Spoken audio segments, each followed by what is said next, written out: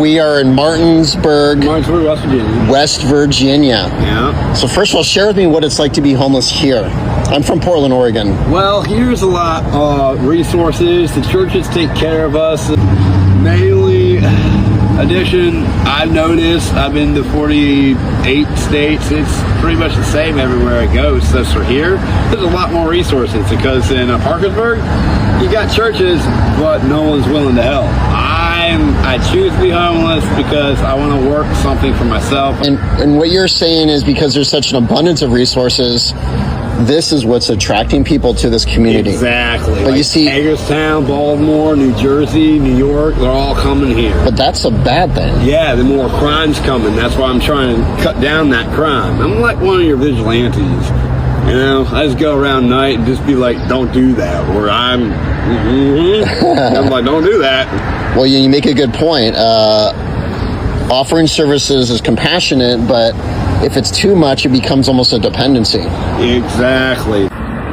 Martinsburg, West Virginia has one of the highest crime rates in the United States. It's considered one of the poorest towns in the United States, certainly in West Virginia. They also have a very high capita homeless rate.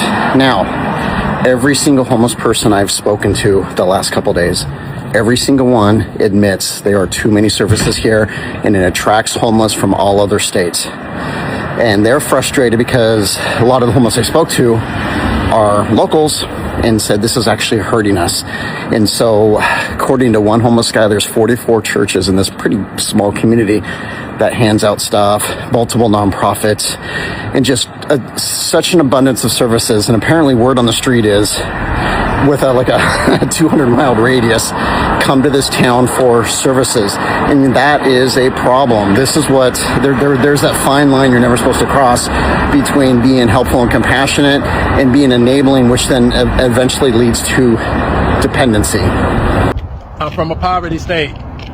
Of course our school systems ain't no good. I'm from a poverty state. Of course our normal neighborhood's gonna look like your ordinary hood.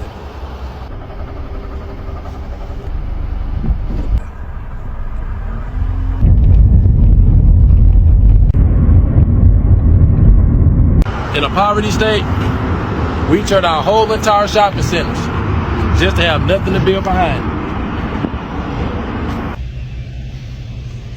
In a poverty state, we shop at Dollar General like it's the mall.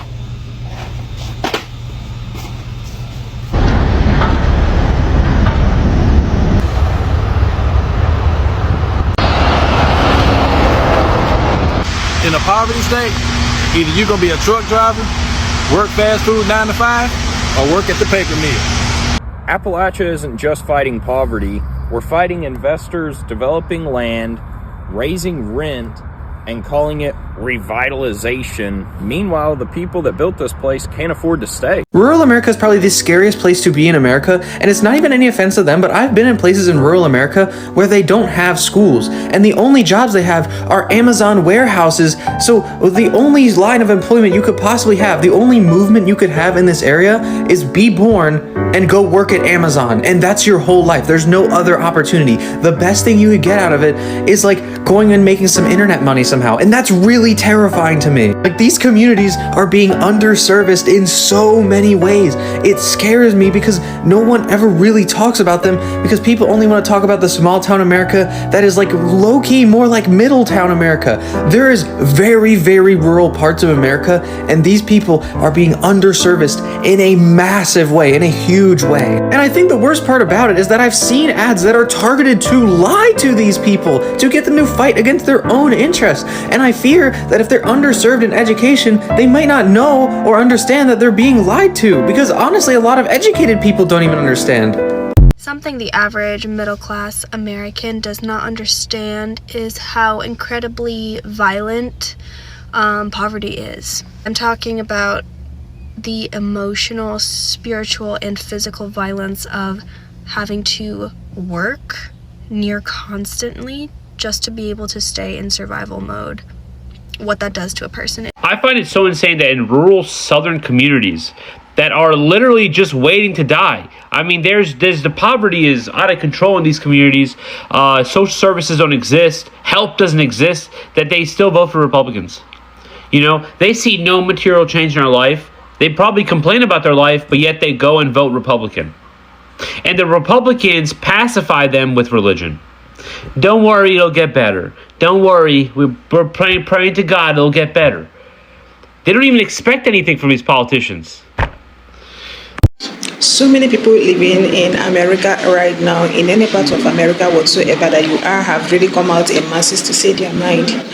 A lot of people have been seen reacting to the ongoing high housing and feeding. The high rate of things in the market, they struggle to find what they eat, they struggle to get what they supposed to take care of the family with. Is on the whole side.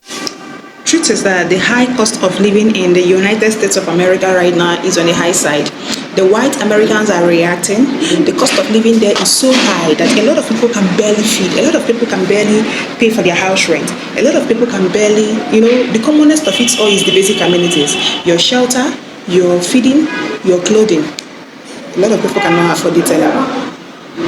If you look at almost any big issue facing rural North Carolina right now, it almost always fundamentally comes back to rural poverty. If you look at a lot of the issues that people are concerned about, things like economic opportunity and infrastructure and education and affordability and whatever else, they sometimes look like one thing on the surface, but their underlying cause is always related to poverty. Let me give you a good example. Right now, about 1.4 million North Carolinians rely on food stamps to get through the week. That's about 13% of the entire state's population, about 1 in 8 of all people.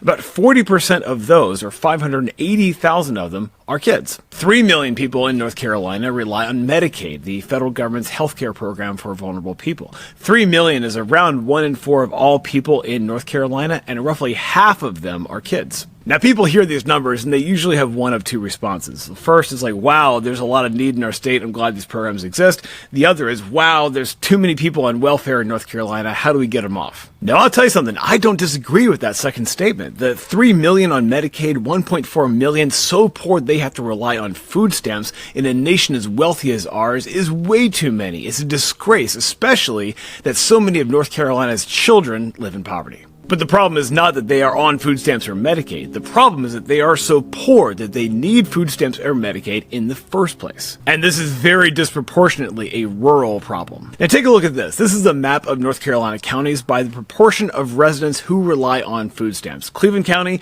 you get 20% of all people there, 1 in 5 who rely on food stamps. Wilkes County, you're at 17%. Halifax County, 28%. Robinson County, a third of the entire county is on food stamps. Now, these are different places with special challenges in each, but the cause is always the same. It's poverty. In most rural counties around the state, the economy has been in a permanent recession for 15 years or more.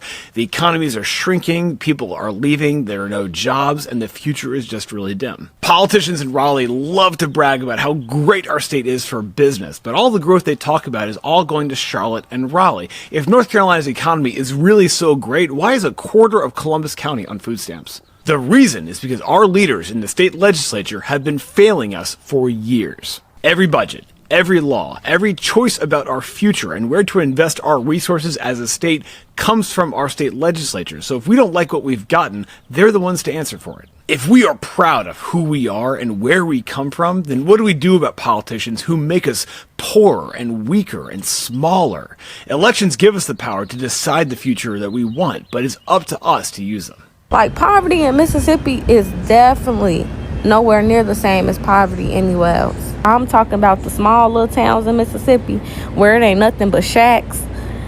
All the houses look tore down. Come on, that type of poverty is different. Them type of traumas is different. Especially the little towns that I come from, that I'm from, Greenwood, Mississippi. I need people to truly understand that when a Southerner get on here, especially a Mississippian, tell y'all that the poverty in Mississippi is real. Like, we're not over exaggerating. We're not making that shit up. Those are specifically the areas that we should use as examples of how we are still behind in the United States of America. If you have watched up to this point, thank you so much for watching. Do well to like and share this video for more wider audience, and special credit to all the original owners of the videos using the creation of this video. It is solely for analysis and educational purposes. So Subscribe, like, and share. Like I said earlier, always engage, subscribe, and share. Special credit to all the original owners of the video. Bye.